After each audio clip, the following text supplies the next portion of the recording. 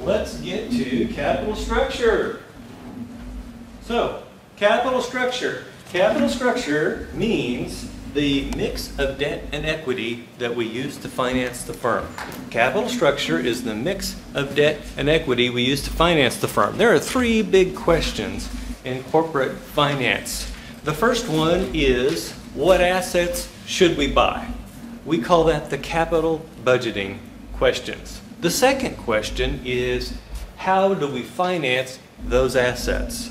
That's your capital structure question. So we're talking about the second question first. And the third question is, how do you manage the short-term cash flows at the firm? Does anyone know what that's called? I'll give you a hint. It's got the word capital in it. They all have the word capital in it. Capital budgeting, capital structure.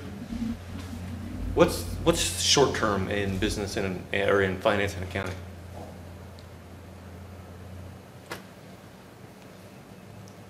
What's long-term? Oh my goodness. How many hours of accounting have you people had? Short-term, 1 year or less. Long-term, anything more than a year. What's a current asset? It's short-term. It's something we expect to produce cash within the next year. What's a current liability?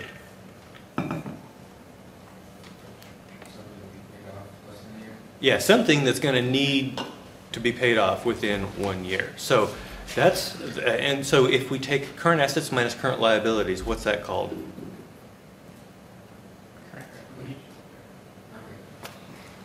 Oh my goodness. Net working capital. Net working capital. Folks, I came in here today, I told my wife about telling y'all that the human race was doomed. And she says, you think that was a little harsh? I'm like, yeah, maybe it was. But now I've come in here today, and you have reinforced my thinking on that. I'm sorry, folks. I don't know where we as a society have failed you. I know I've been paying my taxes. Anybody here go to Springfield School? I know one of you is a native Springfieldian, right? Apparently someone that's skipping freaking class today. I paid for their education. Right? And still, what do I get out of that? I'm horrified. What does this mean? It means you've got some ground to make up. And that comes back to, are you going to be able to produce value for an employer? When they bring you in, thankfully, they're going to assume you don't know much. And thankfully, they're going to try to train you. Did you hear the word try? You guys have got to shift it into a different gear if you want to make that work for you. Does that make sense? Okay. So, those are the three questions. Capital budgeting, capital structure, and working capital management. We're talking about the capital structure here. And the first thing we want to talk about is the value of the firm. Does anyone know what this means? Can anyone tell me what this means? Assets equal liabilities plus owners' equity. Excellent. If I had brought treats, you would get one.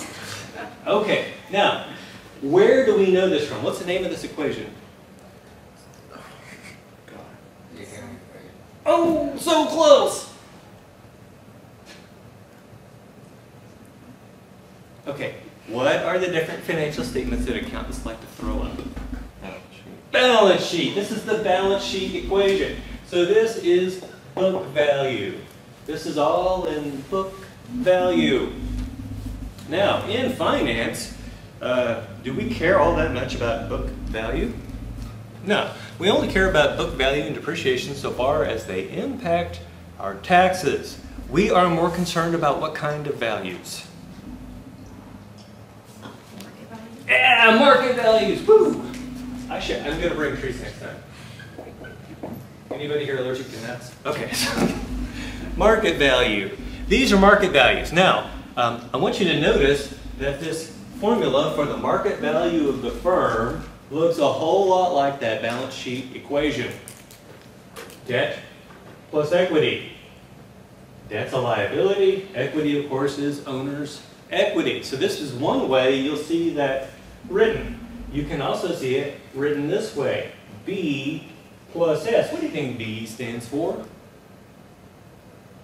Bonds, very good. What do you think S stands for? Stocks, very good. So it's the same idea. Market value, this is what we care about. The only time we ever care about this kind of stuff is when we are dealing with our taxes. Okay, now, I want you to think of the capital structure as a pie. This value is represented by this pie. And right now, the pie just says S plus B. So if you add the market value of the equity together with the market value of the debt, by the way, how do I get the market value of the equity? How about the share price times the number of shares outstanding? Does that make sense? And how do I find out the market value of the debt?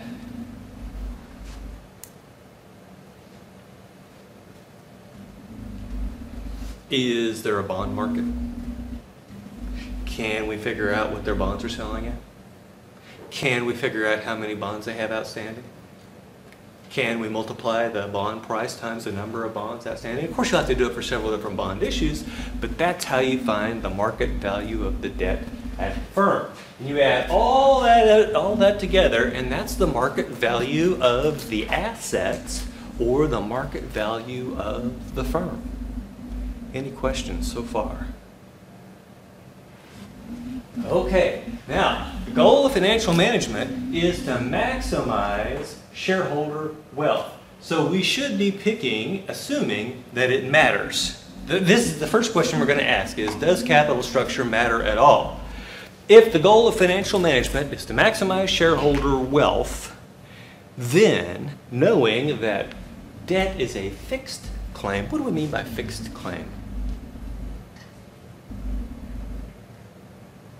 Anybody here have a car payment? Every month, do they ask you for different amounts of money, or is it always the same amount of money? It's always the same amount of money. Do sometimes they say, oh, well, I need that in 14 days, and sometimes they say, well, I need that in 39 days? No, it's always the same, right? That's a fixed claim. Do you lose your job, and you say, hey, sorry, having a rough month? They're like, what do they say? We want our money. We want our money. It's a fixed claim, right? And so the market value of that B part isn't going to grow any because it's a fixed claim. Now, that's assuming that the risk of the firm stays the same. Because, of course, if the risk goes up, yield to maturity goes up, and then the value of the bonds go down. Okay, now what does that mean? It means we can achieve the goal of financial management by maximizing V. Because after all, if we maximize V, the extra gain that comes from that is going to the shareholders. It's not going to the bondholders. So I came to Springfield with my pockets turned inside out in 2007. If you want to hear the story sometime, I'll tell you. We don't have time today. So came to Springfield, my pockets turned inside out, and borrowed money to buy a house. And my mortgage payment was about $1,600 a month. That was 16 years ago. Do you know what my mortgage payment is today?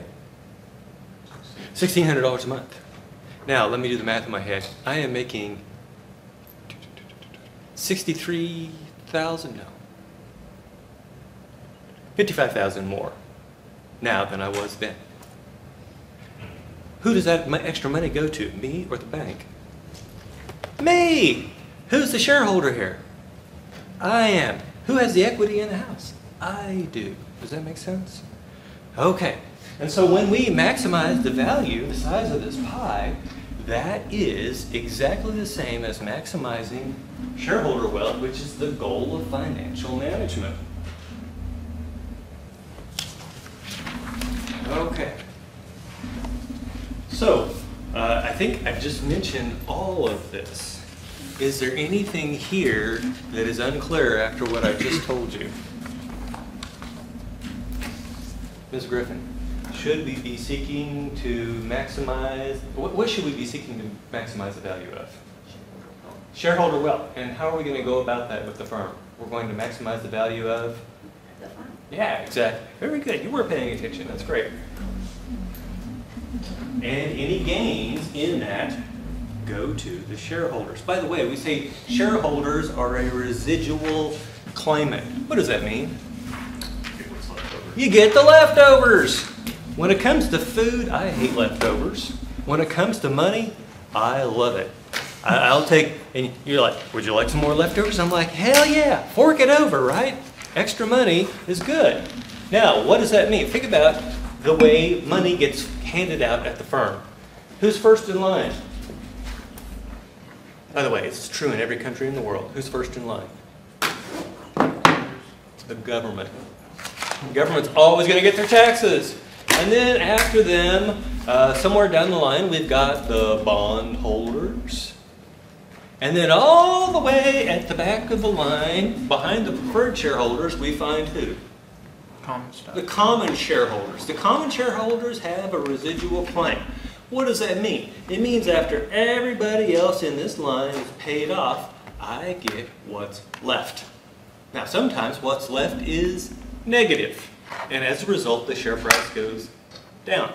But if what's left is positive, your wealth goes up. Does this make sense so far? So we've got this residual claim for shareholders. So the first thing we're going to do, so right now we're going to start experimenting to see whether changing this debt to equity ratio or the capital structure of the firm is going to produce any additional value. And I'm going to tell you that there are some assumptions that are made here, and we're going to talk about those assumptions here in a bit. But just for right now, suspend your disbelief as we talk about this, because it's not realistic. First of all, let's talk about our current situation. We have an all-equity firm, and we have $20,000 in assets. If there's no debt, how much does the equity have to be worth? $20,000, and this is all market value. Since we're not borrowing any money, there is no interest rate. Our debt to equity ratio is 0. How in the world did I get a debt to equity ratio of 0? What two numbers did I divide there? 0 divided by 20,000. Yeah, 0, well, not 20,000. Yeah, 20,000, you're right. We'll get to that. Oh, yeah. 0 divided by 20,000 is 0, right? So that's your 0 debt to equity ratio. How much leverage would we say is in that firm? None. In fact, we would call it an unlevered firm. It's completely funded with equity. Okay, so how many shares are outstanding? 400. Earlier we said if we were going to find the market value of the equity of a firm, what two numbers would we multiply together? Yes? Shares outstanding and share price. Yeah, shares outstanding and share price. So if I take that market value of the assets at 20,000 and I divide by the shares outstanding, 400, that should give me the share price, and it does, $50 a share. Do you see how all these numbers relate to each other? Okay, so this is an all-equity firm. Now let me tell you this. All equity firms exist, but they are not the most common capital structure you'll find. So this is possible, but it's less likely than a company with a mixed or levered capital structure. Over here we have the proposed capital structure. We still have that $20,000 in market value of the assets, but now what we're going to do is we're going to go out and we're going to borrow $8,000. We're going to borrow $8,000 and we're going to use that $8,000 to repurchase stock. We're going to use that $8,000 to repurchase stock. So now when I've got my $20,000 and I subtract out the $8,000 of debt, the equity is only worth $12,000. You say, wait a minute, $12,000? It was $20,000. The share price must have gone down. Is that true? No, why not? What went down instead? How many shares are outstanding? Yeah, the outstanding number of shares. So it looks to me like we're buying back 8 out of 20,000, so that's what percentage would that be? 40%? And so the number of shares outstanding should go down by 40%. 40% of 400 shares is 160. 400 minus 160 gives us how much? 240. So if I take this 12,000 in equity and divide by 240, I get exactly the same share price. I get exactly the same share price. Now, what is my new debt to equity ratio? 2/3. How did I get that? What two numbers did I one over the other? What did I do? 8,000 over 12,000. Yeah, 8,000 over 12,000 gives me that 2/3. Now, is that the same thing as the total debt ratio? Mr. Stoner says no. I can see your head ever so slightly. What's the total debt ratio? I'll give you a hint. What's on top? Total debt. What's on the bottom? No. Nice try, though. He's grasping. Total value of the firm. Yeah, the total value of the firm, so the total assets. So what would the total debt ratio be here? It would be 8,000 divided by 20,000, which brings us back to that 0.4. Okay, so don't get mixed up between those two things. Okay, any questions so far? Did we make the shareholders any wealthier by engaging in this activity? No.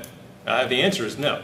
Because, right, if I owned a share beforehand and it was worth 50 bucks, and now I own the same share now, how much have I got? 50 bucks. Nothing has changed. Now, let's talk about EPS and ROE under our current structure. That's the unlevered. By the way, what does EPS stand for? Earnings per share. What's the formula for earnings per share?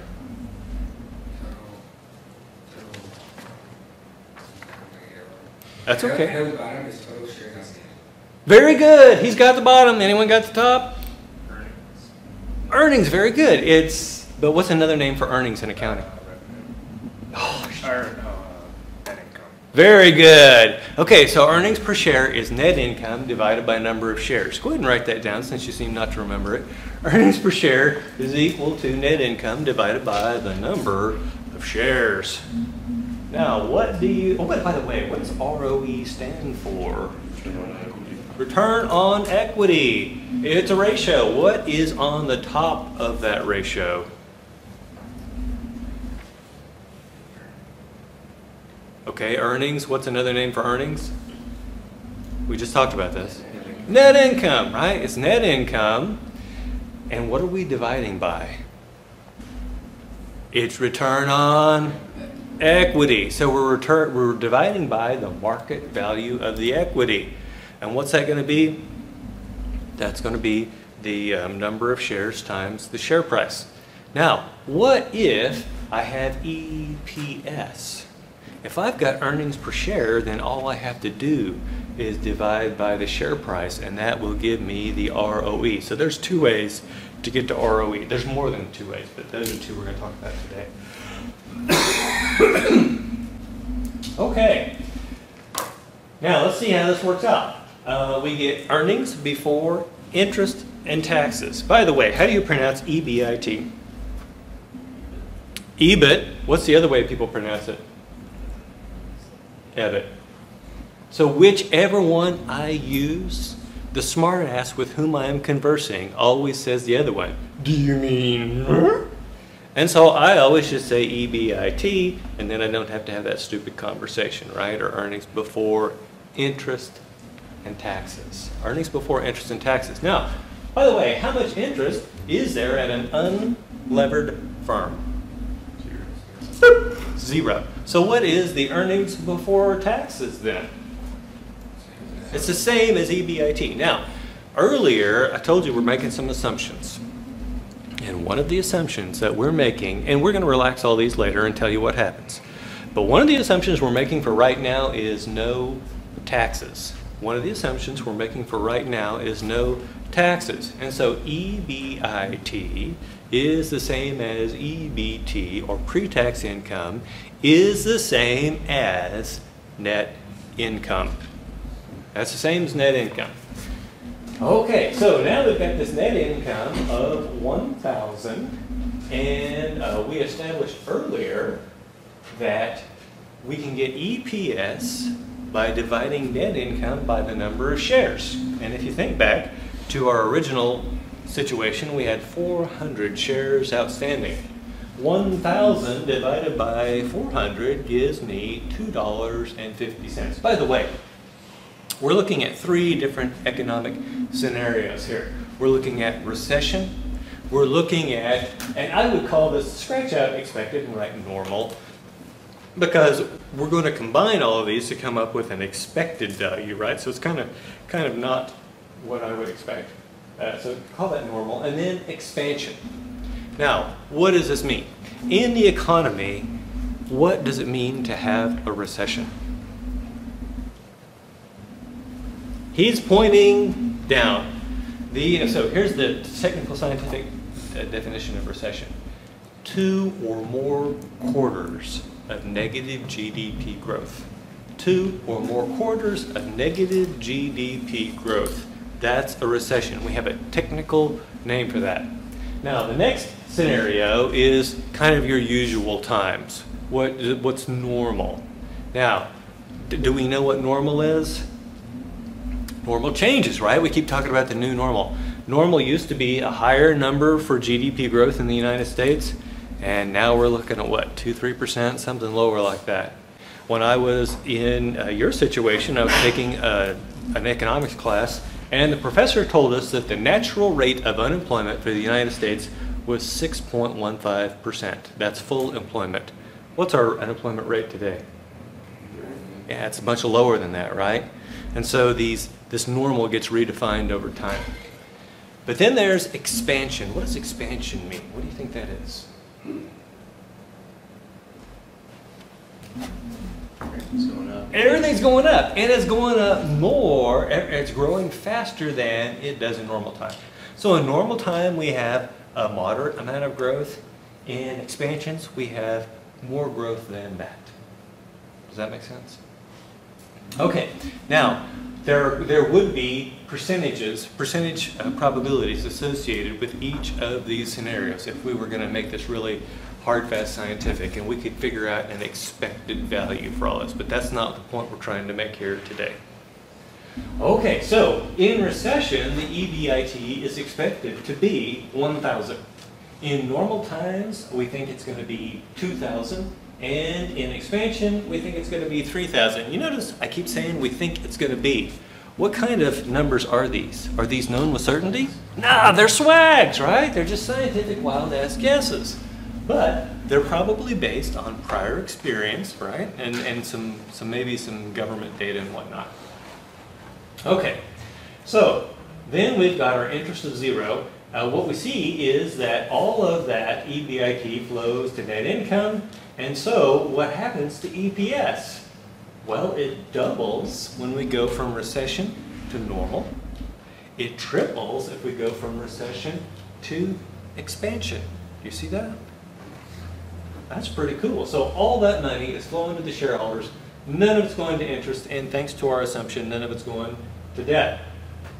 So what is our ROA here? Well, for each situation, by the way, we know that ROE is net income divided by total equity. What do you think ROA is? Yeah, it's net income divided by total assets. In a firm that is all equity, what is the relationship between assets and equity? Yeah, they got to be the same, right? They got to be the same because liability is nothing. So if I don't have any liabilities at all, assets equals owner's equity. And so we know that our ROA and our ROE are going to be identical. By the way, how much did we say the firm was worth? You look at your previous slide. 20,000. And so if I take that net income of 1,000 and divide by the 20,000, that gives me 5%. Another way that I could do that would be to take the 2.5 EPS and divide by 50 would give me the ROE. And we know that ROE and ROA have to be the same because there's no debt. Questions? Okay, so far, have we seen any way, as long as EBIT is positive, have we seen any way to have a negative net income? No, as long as you're making some money, you're going to have 0 or positive net income. We're going to see that that's not necessarily the case once we take on some debt. Any questions before we move on?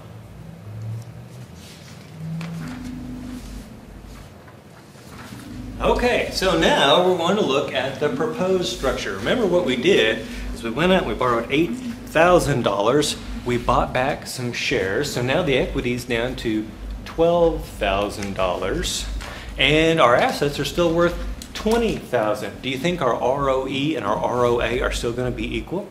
No, they can't be. They can't be. So let's talk about what happens here. By the way, we have the same business risk regardless. That means that these different situations in the economy give us exactly the same EBIT. That's the business risk. But now we have some interest that we have to pay. How do I get 640 here? Well, they tell us that we borrowed that $8,000 at 8%. What's 8% of $8,000? 640, right? Okay, so we're going to take, for recession, we've got our 1,000 minus our 640 leaves us with a net income of 360. Once again, we're assuming no taxes. Now, what does that leave me with from an EPS perspective? Well, we've got 360 divided by, how many shares do we have now? Is it still 400? 240, right? And so we got 360 divided by 240 gives us $1.50 per share. Now, if I take that $1.50 per share and divide it by the share price, which we know is still 50, $1.50 divided by 50 gives me 3% ROE. But as we discussed earlier, no longer are ROE and ROA the same because now we've got some debt in the capital structure. So the way I'm going to figure out ROA is to take that net income of 360 and divide by 20,000. Where am I getting 20,000? Assets. Yeah, that's the value of the assets, right? That's the market value of the assets. And that's going to give me 1.8% ROA. Okay, now, by the way, are you better off at this point between the two situations? Were you better off here with no leverage or here with leverage? It's like going to the eye doctor. Is it better to be 1 or 2? Oh, come on. If I offered you right now and said, look, I'm either going to give you a $2.50 or I'm going to give you $1.50, which would you prefer? $2.50, right? So at this point, for recession, you're better off being unlevered. Let's see what happens during expected time. Expected time with the levered firm, now we have 1,360 in net income because we got 2,000 minus 640, once again, no taxes. If I take that 1,360 and I could divide by the 12,000 for equity, that would give me 11.3%, or I could take the $5.67. By the way, 1,360 divided by 240, does that sound right? $5.67? Okay, I could take that and divide by, what's the share price? 50. If I do that, then I would end up with the ROE of 11.3%. ROA here is going to be that 1,360 divided by 20,000. So it's 6.8%. So let's take a look back and see where we'd be better off. Which would you rather have? $5.67 or $5? $5.67. So what are we better off with here? The leverage structure or the unlevered structure? Leverage. Yeah, the leverage structure. Now, just knowing those two data points, I'm going to ask you this question. Is it always better to be a levered firm? No, it's not. And that's why we see there are some firms that are all equity, because when they look at this and they see the numbers, they're like, whew, we are better off being unlevered. Okay, now let's look at expansion. We've got 3,000 coming in. By the way, what do you notice about the interest in every single one of these scenarios? It's the same. It's the same. Because debt is a fixed claim. Debt is a fixed claim. Equity is a residual claim. You can also think of it as a variable claim. But debt's the same. We got to pay that $640 the same regardless. In bad times, that's bad news. In good times, that's good news. That's why we see these earnings per share climbing as things get better if we have leverage. So we've got 3,000 minus 640. Now we've got 2,360 in net income. If I divide by 240 shares, I get $9.83 for EPS. My ROA is simply going to be that 2,360 divided by what? 20. Yeah, 20,000. And if I take that 2,360 and divide by 12,000, that would give me the ROE, right? I can also get that number by taking the EPS and dividing by what number? Mr. Stoner's trying really hard not to look at me. I zoned out. Okay, so here's what we know about humans. Even if you're listening, you're only hearing about half of everything that I say. Have you noticed that I repeat stuff? Yeah, why do you think I do that? Yeah.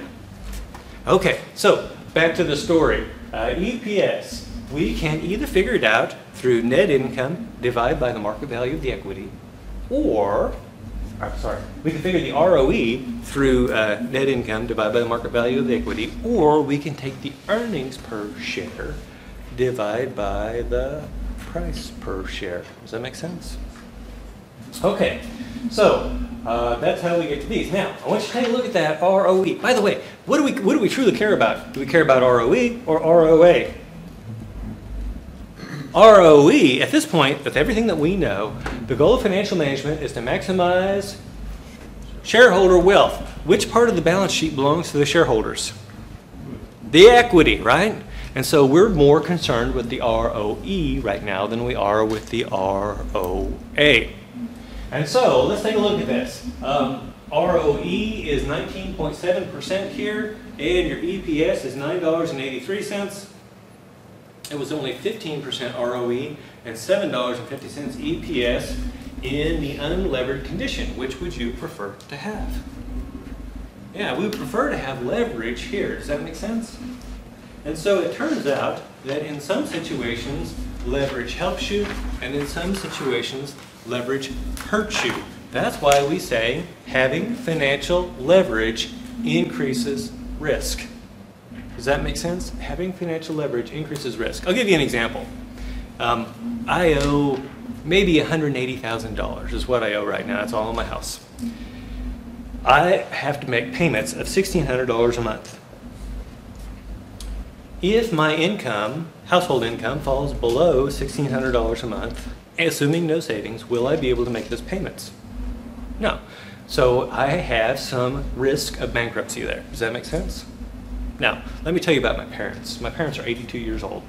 They have been living in the same house since the 1960s. They paid off their mortgage in 1976, and they've never borrowed another cent. What are their monthly debt payments? 0. Assuming that they could still eat and whatnot, if their monthly cash flow dropped to 0, what's the danger of them going bankrupt? You got to owe money before you can go bankrupt, right? And so that's what we see here is as we increase the leverage, the equity, the stock is going to get riskier. And so it's like everything else in this life, there's a risk and reward trade-off. If we see something that's offering us more reward, what should we assume about that thing? Yeah, it's riskier, right? Does that make sense?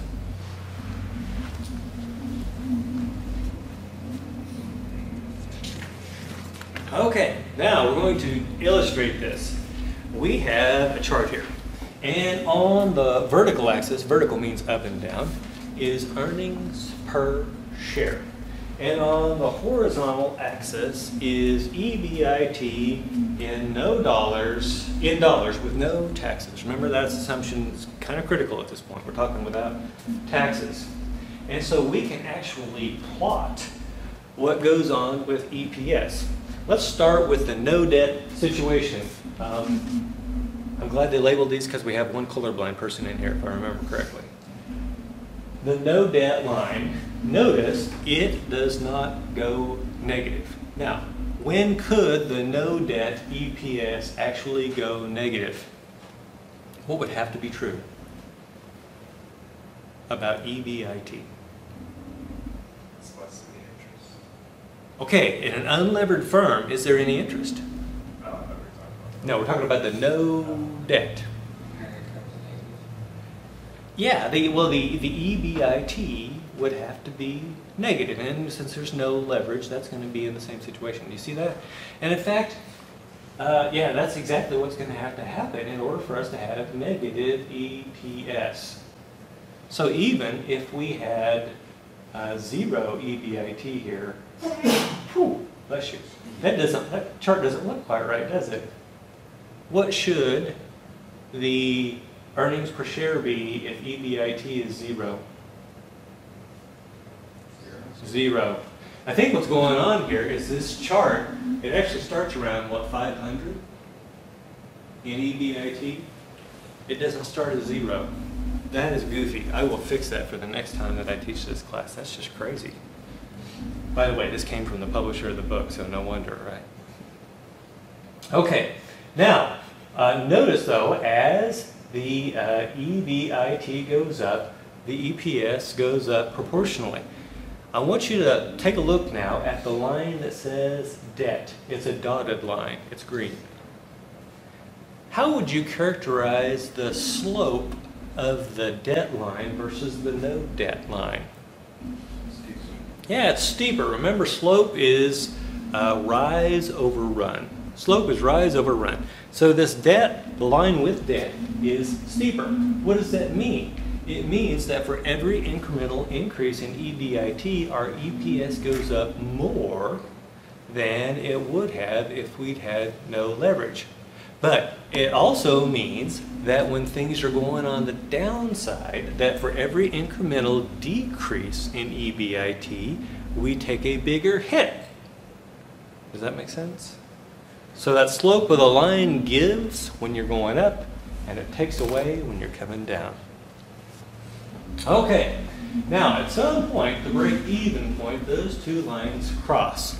And at that point, you would be indifferent. It wouldn't matter one way or the other as to what capital structure you had for the shareholder equity. It wouldn't matter. It wouldn't matter for earnings per share. Actually, I should say it wouldn't matter for ROE. Okay, any questions so far? See if there's anything else here I want to cover. Oh, by the way, debt is only advantageous above the break-even point. Do you see that? At the break-even point, it's neither advantageous or disadvantageous. But once we get above the break-even point, then debt is definitely giving you an advantage. What do we see, though, on the other side of the break-even point? As we go below the break-even point, what happens? Yeah, it's a disadvantage, right? And that's why we refer to this triangle shape, well, almost a triangle shape here, as the disadvantage of debt. Does that make sense?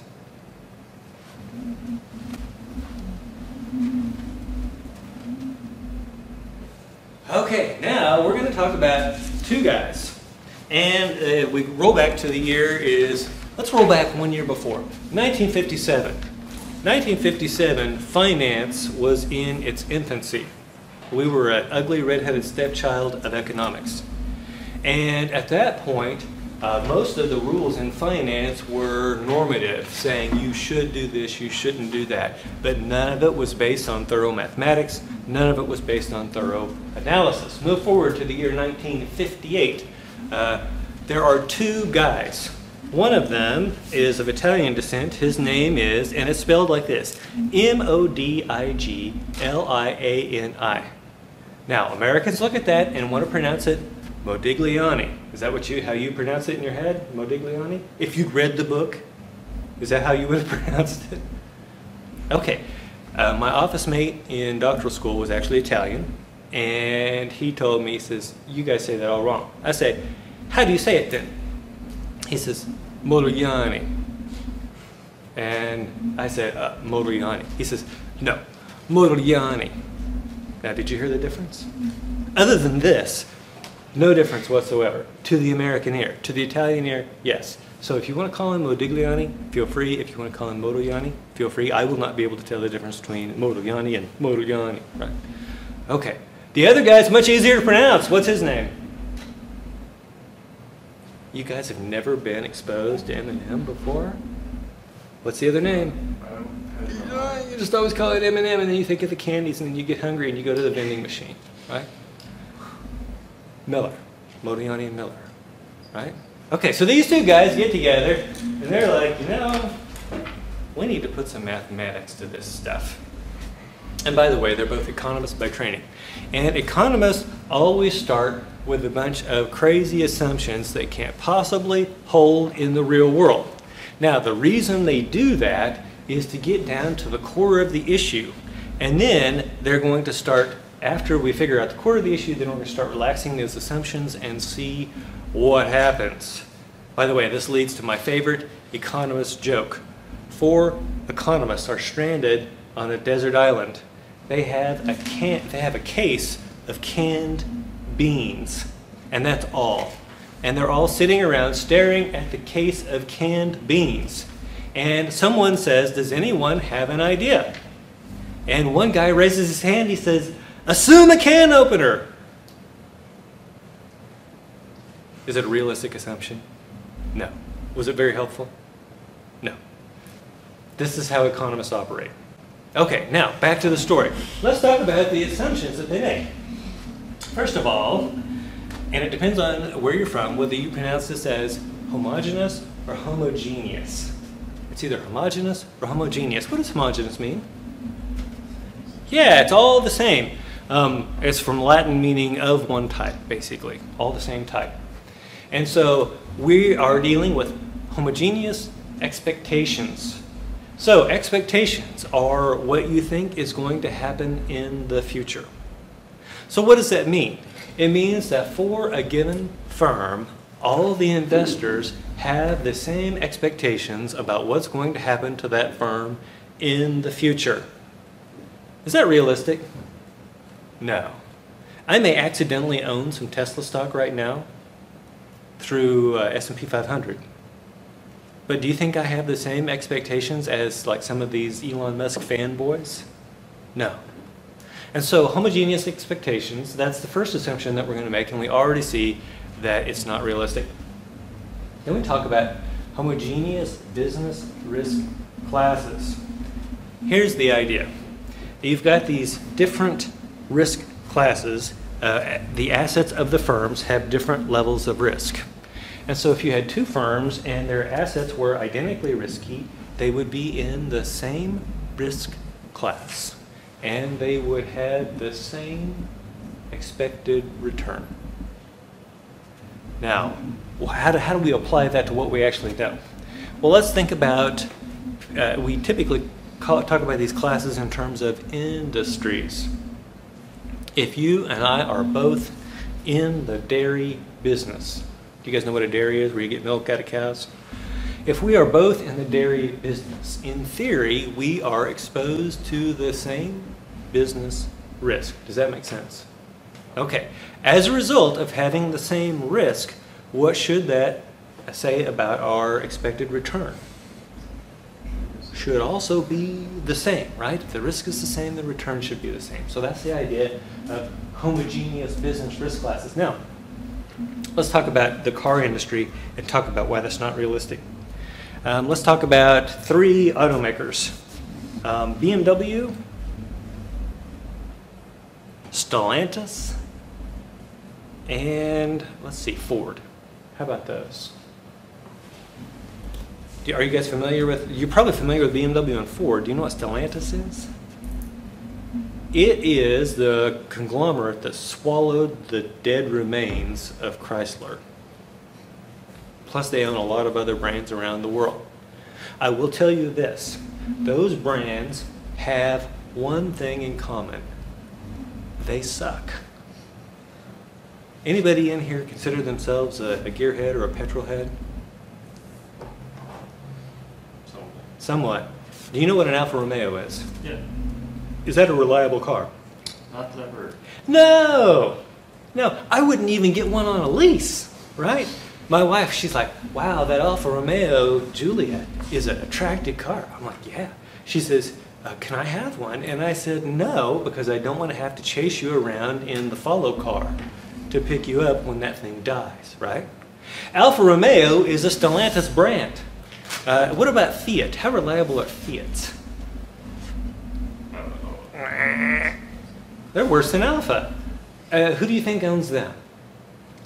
Stellantis.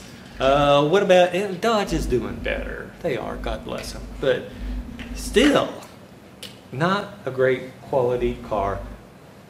So, what are we talking about here? Do you think the risks are the same between, let's say, these are kind of more mainstream, Stellantis and Ford?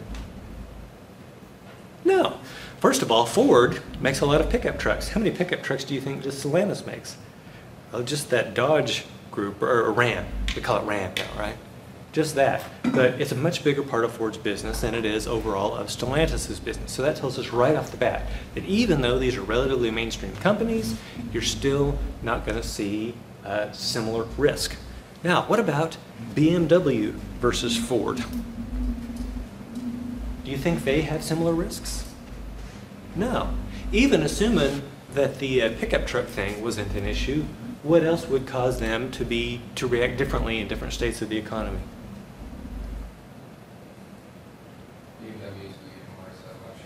Yeah, BMW is viewed as a luxury car. Ford is what you got to get from point A to point B, right? Sometimes really fast if it's a Mustang with the Coyote V8 and all that.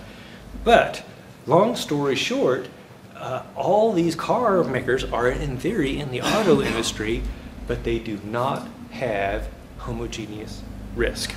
And so we've talked about two assumptions so far. How many of them have been realistic? None. Okay.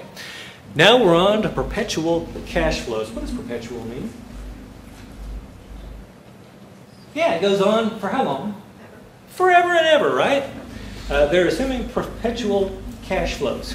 In theory, is it possible for a corporation to last forever? Yeah, in theory it is. And we've had some corporations that have lasted up to 500-something years. And the only time that I hear the age of a corporation is when a really old one dies, like Baring Bank in Scotland died because a trader in Singapore made a bad bet. It was 500 years old at the time. There may be even older ones out there than that. We don't know. My point to you is this. It is possible for a firm to live that long. Is it likely? No. Okay, so there's another one. But I do want to point something out while we're talking about this. And that is this formula right here. Can anyone tell me what that formula is all about? By the way, what does PV stand for? That's the easy one. Present value. What is this formula for? It's the present value of a, starts with a P. Very good, a perpetuity. It's the present value of a perpetuity. It's coming from deep within you. You just got to pull it out, right? Yeah. Okay. Well, so in a perpetuity, what we're doing is we're receiving this cash flow of C in every period. And it's usually years, but it could be quarters, who knows. And then we're dividing by the required return based on the riskiness. And that required return is in the same time scale as this. So if this is per quarter, this is per quarter. If this is per year, this is per year. They've always got to be the same. And the reason I point that out is because they make the assumption of perpetual cash flows. When we figure out what the present value of those perpetual cash flows are, that's the formula that we're going to use. That's the formula that we're going to use. So when we start using that formula to figure out, for instance, the present value of what we're going to call the tax shield at the firm, I don't want you to freak out. I want you to know where it came from, and I want you to know that deep down 2 years ago, someone already showed you this. Questions? Maybe there is hope. Okay, now the final assumption. This one's a doozy. Perfect capital markets. Perfect capital markets. So first of all, the first assumption is perfect competition. This is between the people who are seeking capital and loaning capital, investing. Do you think there's perfect competition out there? No. Number two, firms and investors can borrow and lend at the same rate. It's probably wrong, but not for the reason you're thinking. Who would you think can borrow more cheaply? The firm or the investor? Firm. You would think the firm, because after all, the firm is bigger, they may have been around longer, they've got all this cash coming in, but here's the problem. The firm is borrowing using a set of fixed assets as collateral. If someone offered you a factory as collateral, you would accept it, but would you be as pleased as if someone had offered you cash as a collateral? I would not want, so if I had a choice between $100 million in cash or a $100 million factory, which am I going to take? The cash, because what have I got to do with that factory? First of all, can I just take the factory and move it anywhere? No. Secondly, what would I have to do to get the cash? Yeah, I got to sell it. Do you think I really want a factory? Especially a factory that sucked so bad that they had to go bankrupt, right? Do I want that? No. And so what we're going to see here is, as a result, there is a premium for firms to borrow money versus an investor borrowing on margin in their account. Do you guys know what margin is? What's margin? It's like a maintenance in your account to keep, you have to keep like a maintenance margin, so you have to either put more money in depending on. Okay, so you're actually beyond. You're at step number 2. What does a margin account allow you to do? It allows you to buy stock with borrowed funds, right? It allows you to buy stock with borrowed funds. Now, it turns out, you would think this would be a really risky thing to buy stock with borrowed funds. From the position of the lender, though, it's not. And here's why. So first of all, are they going to allow you to borrow 100% of the funds to buy the stock? No, I think it's around 50%. So you go out there and you borrow 50%. 50% of your stock is bought on borrowed money. Now, the stock price starts coming down, and it hits this maintenance margin level he's talking about. That's the minimum level that you must maintain in order for everything to be hunky-dory, right? Now, it falls below that. What are you going to receive? It's a call. It's a margin call. This is your broker that says, hey, I noticed you fell below your maintenance margin. You need to pony up some cash. And I say, bro, I'm really strapped. The kids have braces and the horse needs reshoed, right? Or some crap like that. Does a broker get upset? No! A broker says, don't worry, I'll take care of it. How's a broker going to take care of it? He's going to sell enough of your shares to get you back to where you are in compliance on the margin account. Does it matter to him? No, it's all good, right? So, what does this mean? Unless the share price just goes from regular price down to 0 in an instant, it's entirely likely that the broker's going to be able to stay ahead of this and sell enough of your stock such that they do not lose any of the money they have lent to you. Does that make sense? Okay, now as a result, if this is nearly riskless, what kind of rate should they be charging you for a margin loan? If it's nearly riskless, it means it's nearly risk-free. What kind of rate would we charge for a risk-free loan? Low, yes. There's a name in finance for this magical rate. A rate that we charge for loans that have no risk. What's it called? The risk-free rate. Right? Was that so hard? The risk-free? You guys have heard of that before, right? Okay. So it turns out that shareholders can borrow actually more cheaply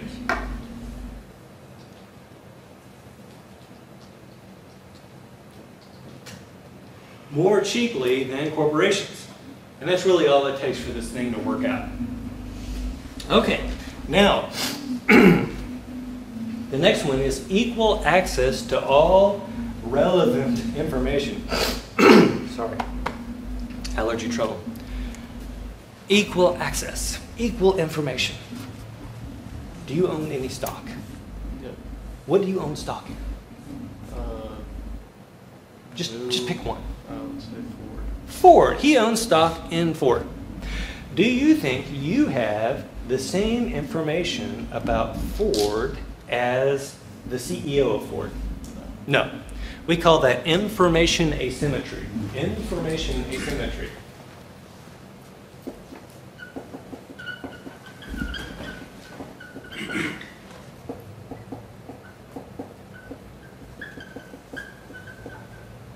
Not all the parties have the same information. You say, well, wait a minute, he's the CEO of Ford. Undoubtedly, he's going to have different information. But as long as he's not trading on that information, which should he be? No, that's insider trading, right? He can go to prison for that. So you say, yeah, it's all good. Except for this. Do you think there are mutual fund managers in the world that probably have better information about Ford than you do? Yeah. Are they allowed to trade on that information? Yes. It's not inside information, but they do have better information than you do. And so once again, we see this is not a good assumption. Now we come down to no transactions costs. Anytime that you do any sort of financing, there's always a transaction cost. Now let's talk about what's happened recently. Used to, when I gave this talk, I said, you know, when you borrow money for a house, you always have to pay some sort of fee at the beginning. That's a transaction cost. When you sell or buy shares, you used to have to pay something called a commission, right? And then this group of people called Robinhood came around, right? You guys know about Robinhood? Basically, what they were doing is accepting payment for order flow, and they were throwing their customers into these dark pools where they were worked over by these high-frequency traders. Now, how does the whole worked over thing work? Well, when you get thrown into these pools, that bid-ask spread, you guys know about the bid-ask spread? It gets wider. And by the way, that bid-ask spread represents a transaction cost. It represents a transaction cost. So even if you're not paying $10 a trade, you still have the transaction cost of the bid-ask spread. So how was Robinhood still making money? Because, first of all, that inflated bid-ask spread was giving the high-frequency trading houses enough money to kick back to get the order flow sent through them. By the way, as a broker, what is Robinhood supposed to be seeking for their clients? Best execution. Do you think throwing you into the dark pool to be worked over by the high-frequency traders is best execution? No. And so this is one of the things that the SEC went after them for. Now, I have not kept up with that story. Robinhood has passed from my radar. But nowadays, even though, and my Charles Schwab account, hang on, my Charles Schwab account has no commissions, but I still have transactions costs because every time I buy at the ask price, and every time I sell at the bid, and the ask is always higher than the bid. Go ahead. I was going to say, isn't that the value give up based on them having no commission, so therefore they take your information and dump it elsewhere? Yeah, but did they tell you that up front? It's probably in like the accept button with all the policies. It turns out in the beginning it was not. No, okay. Well, Yeah.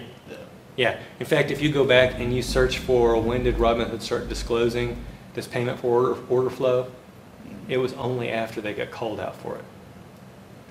People are scumbags. Very good. When you you guys get done here, you're going to remember, number one, people are scumbags. Number two, what's the goal of financial management? Number three, what's the relationship between risk and return?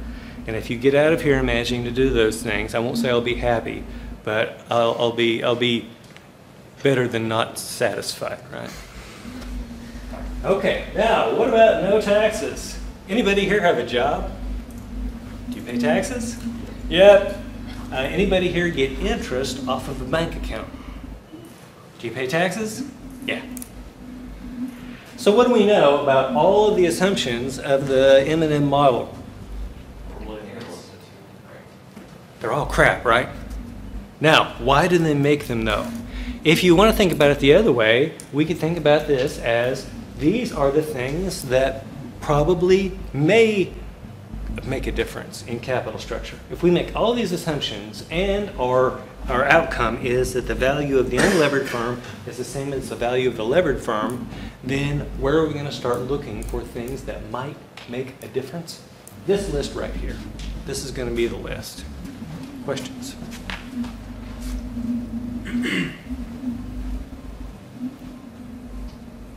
Okay, now here is how Modigliani and Miller set about to prove that shareholders, that you can't create value by adding leverage to your capital structure in the presence of these assumptions. And what they talk about, homemade leverage. What is homemade? Yeah, when you do it yourself. And so homemade leverage is telling us basically that I don't need the firm to do this levering up to create value. If levering up creates value, I can do it myself. So here we go. We are going to look at an unlevered firm. And these are the same numbers. Are these the same numbers as before? I think they are. Yeah, they are the same numbers as before. Oh no, there's actually one different, isn't there? No, there's it. Sorry. Okay. So that's our firm. And we are going to invest in 40 shares. So the earnings from the 40 shares would be 100 in a recession. How did I get earnings of 100 from the EPS? What did I multiply by? So what is EPS? It's earnings per share. That's net income divided by the market value of the equity. Or EPS divided by price per share. And so if I want to figure out what the earnings is, all I have to do is take the number of shares, multiply it by the EPS, and that's going to give me the earnings for the 40 shares. Does that make sense? Okay. Now we see that in a recession, that's going to be $100. For the expected, or what I'm going to call normal, that's going to be 200. And for expansion, is going to be 300. Now, here's the freaky thing. What I'm doing is I'm actually borrowing $800. So I'm going to borrow $800 on margin. And once again, we're going to consider the interest rate to be 8%. Because after all, the assumption is shareholders and firms can borrow at the same rate. And that's going to be my interest of $64. And so 100 minus 64 gives me net profits of $36. Now, the ROE here, by the way, what's the equity in the account? Well, it's 40 shares times the $50 per share is $2,000 minus the $800. Why am I subtracting that out to figure the equity in the account?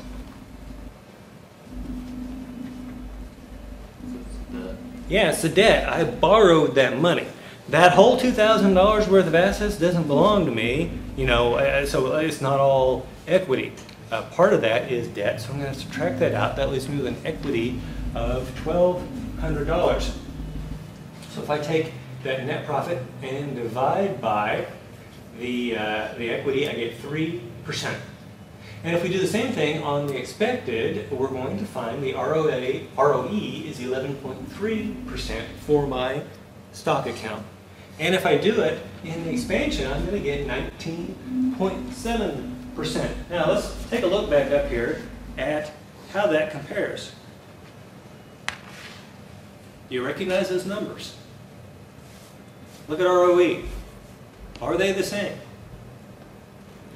Yeah, they're exactly the same.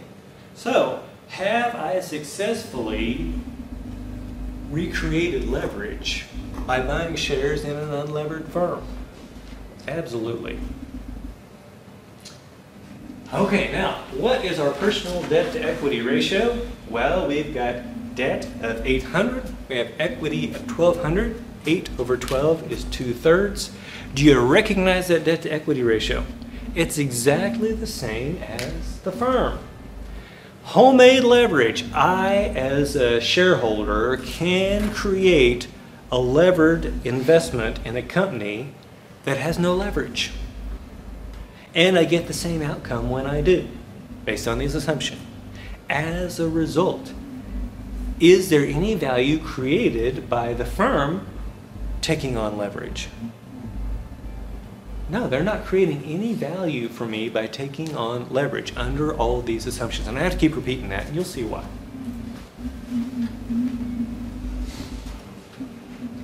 Now, you say, wait a minute, what if the firm is already levered up, but you want to own an unlevered firm? Well, it's easy enough. What we would do is buy $1,200 worth of the stock, and we buy $800 worth of their bonds. And when you add those together, you get $2,000. And when you take the net profits and divide by that $2,000, then you end up, by the way, we are getting earnings here from two places. We're getting the same earnings we were getting from the shares, but we are also getting interest on those bonds that we bought. And when I add those together, it turns out my net profits are 100, 200, 300, and when I divide by my 2,000, I get exactly the same ROE as I got with the unlevered firm.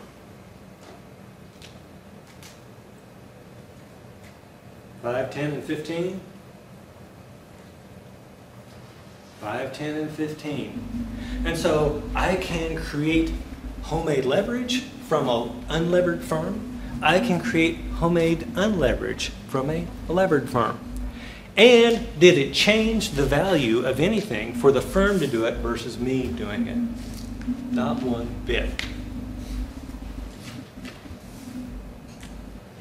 Okay, this is where we're going to end today. Don't leave yet. Here's the thing I want to nail home to you, and that is, this is Modigliani and Miller, Proposition 1, no taxes.